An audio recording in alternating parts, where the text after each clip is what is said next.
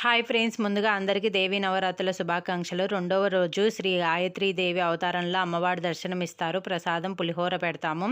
So పులిహోర కోసము 3 cups rice తీసుకొని వాటర్తో వాష్ చేసుకొని 6 కప్స్ వాటర్ వేసుకోవాలి.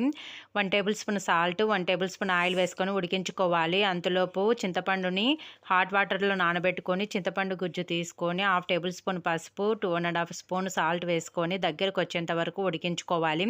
ఇలా దగ్గరకు వచ్చిన తర్వాత తీసి పక్కన పెట్టి తాలింపు కోసము ఆయిల్, పల్లీలు వేయిన తర్వాత తాలింపు దినుసులు చిటపటలాడిన తర్వాత చిన్నగా కట్ చేసుకున్న అల్లం ముక్కలు, పచ్చిమిర్చి ముక్కలు, కరివేపాకు, ఎండుమిర్చి, జీడిపప్పులు వేసుకొని ఫైనల్ ఇంగు వేసి తాలింపు వేయిన తర్వాత తాలింపు అంతా రైస్లో వేసుకోవాలి. చింతపండు గుజ్జు కూడా వేసుకొని అంత బాగా మిక్స్ చేసుకొని అమ్మవారికి నైవేద్యంలాగా పెట్టవచ్చు.